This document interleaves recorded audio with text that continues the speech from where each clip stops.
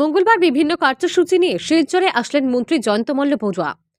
কুম্ভীরগ্রাম বিমানবন্দর থেকে মন্ত্রী জয়ন্তমল্ল বড়ুয়া শিলচরে উপস্থিত হয়ে শিলচর গুরুচরণ কলেজে আসাম বার্ষিক সংখ্যালঘু উন্নয়ন বোর্ডের উদ্যোগে নেতাজি সুভাষচন্দ্র বসুর জন্মদিবস ও পরাক্রম দিবস অনুষ্ঠানে অংশগ্রহণ করেন। গুরুচরণ কলেজে মন্ত্রী জয়ন্তমল্ল বড়ুয়া উপস্থিত হয়ে নেতাজি সুভাষচন্দ্র বসুর প্রতিমূর্তিতে মাল্যদান ও পুষ্পার্ঘ্য প্রদান করেন। বক্তব্যের একদিকে মন্ত্রী জয়ন্তমল্ল বড়ুয়া নেতাজি সুভাষচন্দ্র বসুর জীবনের বিভিন্ন দিক নিয়ে গুরুত্বপূর্ণ বক্তব্য রাখেন। অনুষ্ঠানে উপস্থিত ছিলেন পুলিশ সুপার নোমাল মাহাতো, জেলা শাসক রোহন কুমার ঝা, বিজেপি জেলা সভাপতি বিমলেন্দু রায়, কনাথ পুরকায়স্থ, গুরুচরণ কলেজের অধ্যক্ষ বিভাস দে সহ অন্যান্যরা। জয়ন্তমল্ল বড়ুয়া রয়েছেন, কৌশিক রায় মহাশয় রয়েছেন, জেলা আয়ুক্ত রোহন কুমার ঝা রয়েছেন, কনাথ পুরকায়স্থ এবং অন্যান্য এবং আমাদের এসপি কাছাড় শ্রী নোমাল মাহাতো, যার উপস্থিতি আজকের অনুষ্ঠানকে আরো অনেকটাই বর্ণাঢ্য করে তুলেছে, কারণ তিনি একজন সাহিত্যিক এবং সেই সাথে একটি বিরাট দায়িত্বে রয়েছেন। আজকের দিনে আমরা তাকে পেয়ে এই অনুষ্ঠানে অনেকটাই আমরা অন্য একটা মাত্রা পেয়েছি। আমি সবাইকে অনুরোধ করব প্রদীপ প্রজ্বলনের পর নেতাজি সুভাষচন্দ্র বসু উপলক্ষে উদযাপন। এবারে প্রথমেই সবাইকে যারা অতিথি এই অনুষ্ঠানকে অনেকটাই অলঙ্কৃত করেছে। বিশেষ করে আজকের এই দিবস আমাদের প্রত্যেক একটা বিরাট একটা দিক আমাদের কাছে রয়েছে। আমরা এই দিনটাকে আমাদের মরণ প্রথমে পরাক্রম দিবস উদযাপন কৰিছে। আজি কেইবাখনো জিলালৈকে আমাৰ 2-4 জন মন্ত্ৰীও গৈছে আৰু বিভিন্ন জিলাত ভাষী সংখ্যালঘু বৰ্ডৰ কাৰ্যকৰ্তা আৰু আমাৰ সমৰ্থক সহযোগীসকলৰ লগত সুন্দৰভাৱে দিনজোৰা কাৰ্যসূচীৰে এই পৰাক্ৰম দিৱস পালন কৰা হৈছে।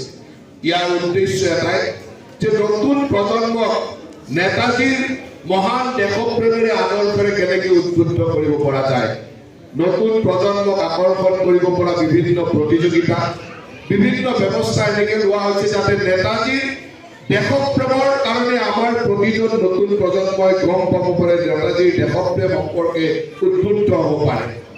আজি ভাৰতৰ স্বাধীনতা আন্দোলনত আটাইতকৈ ডাঙৰ বৰঙণি থকা নেতাজী সুভাষ চন্দ্ৰ বসুক ভাৰতৰ ইতিহাসত যিধৰণে বিশ্লেষণ হ'ব লাগিছিল, সেই বিশ্লেষণ আমাৰ ভৱিষ্যতৰ দিনৰ বুৰঞ্জীবিদসকলে হয়তো সেইধৰণে নকৰিলে। আজি আমাক তাক পৰিৱৰ্তন কৰাৰ প্ৰয়োজন আহিছে। আৰু এই কথাটো অকল নেতাজীৰ ক্ষেত্ৰতে নহয়, যদি আজি আপোনালোকে লক্ষ্য কৰে গোটেই ভাৰতবৰ্ষৰ ইতিহাসক আজি এনেধৰণে উপস্থাপন কৰা হৈছিল যি আমাৰ গৌৰৱোজ্জ্বল ইতিহাসক উপস্থাপন কৰা হোৱা নাই। আমাৰ ক'ৰবাত গোলামীৰ ইতিহাস, আমাৰ ক'ৰবাত পৰাক্ৰমৰ ঠাইত পৰাজয়ৰ ইতিহাস যেনে ভাৰতৰ মানুহক বুজাবলৈ চেষ্টা কৰা হৈছিল, এয়া আছিল ব্ৰিটিছ মানসিকতাৰ এক প্ৰতিফলন। ব্ৰিটিছে বিচাৰিছিল যে ভাৰতীয় মানুহে এই গোলামীৰ কথাবিলাক জানি থাকক, পৰাক্ৰমৰ কথা জানিব নালাগে, নতুন প্ৰজন্মৰ কথা জানিব নালাগে। আৰু সেই ব্ৰিটিছৰ লগত বাও চিন্তাধাৰাৰ কিছু লোকে সন্নিৱিষ্ট হৈ গোটেই ভাৰতবৰ্ষৰ ইতিহাস এনেকৈ লিখিছিল যে ভাৰতবৰ্ষৰ ইতিহাস আৰম্ভ হৈছিল মোগল সাম্ৰাজ্যৰ পৰা, মোগলৰ গোলামীৰ দিনৰ পৰা। ভাৰতবৰ্ষৰ ইতিহাস আৰম্ভ হ'ব লাগিব ৰামায়ণ মহাভাৰতৰ দিনৰ পৰা। ৰামায়ণ মহাভাৰতৰ সেই গৌৰৱোজ্জ্বল কথাবিলাক আমি ভাৰতবৰ্ষৰ ইতিহাস বুলি নকওঁ, আমি ভাৰতবৰ্ষৰ এয়া কিংবদন্তি বুলি কওঁ। আমি ক'ৰবাত এনেকৈ কওঁ যে সেইবিলাক যেন সাধু কথা, সেইবিলাক যেন বুৰঞ্জী নহয়। আজি ভাৰতবৰ্ষৰ এই ইতিহাসবিলাকক জাগ্ৰত কৰাৰ কাৰণে আজি কাম আৰম্ভ হৈছে।